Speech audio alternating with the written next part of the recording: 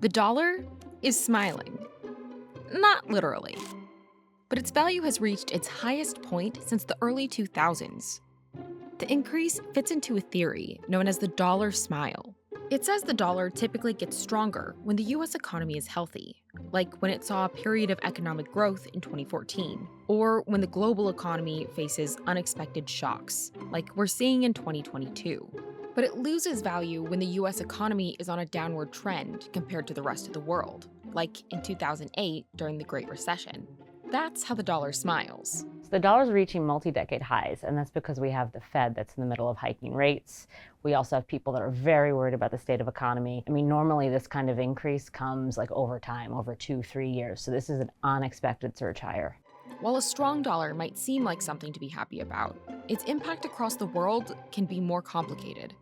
Here's how the dollar starts to smile, and the unexpected consequences it can have for the global economy.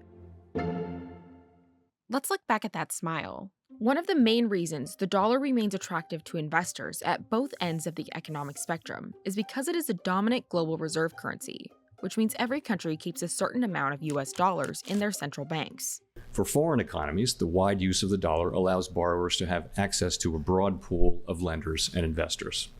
According to the International Monetary Fund, nearly 7 trillion US dollars are held by 149 countries. Investors like the dollar because it's stable. They know that you have a country where there's a central bank that has stepped in to shore up markets and intervenes in the economy at whatever cost to make sure it doesn't crash. Because so many countries rely on the dollar for trade and various transactions, that means there's always demand for it, which makes it more valuable. But that demand fluctuates and depends largely on the state of the US economy. When the economy is healthy, investors bet on economic growth that will lead to eventual interest rate increases. The theory dubs this end greed mode. If you're buying currencies, you want to hold the one that's going to give you a higher rate of return. That's linked to your central bank's rate. On the other end of the smile, when the economy is struggling, investors can flee to the dollar as a more secure asset. That's fear mode, the end we're at now. So the dollar's benefited from basically a confluence of events: volatile financial markets, fears around growth in the global economy, supply chain issues stemming from the fact that China is still dealing with COVID, and we have a war in Europe that's spurring an energy crisis there, and we have global inflation. So all of that combined has people basically jumping into the US dollar as a haven. A haven is an asset that can retain or even increase its value during an economic downturn. The dollar's strength is determined by measuring it against other global currencies. When it gets stronger, other currencies grow weaker by comparison. In July, the dollar and euro reached parity for the first time in 20 years. And as the value of other currencies fall, the impact of the strong dollar ripples through the global economy.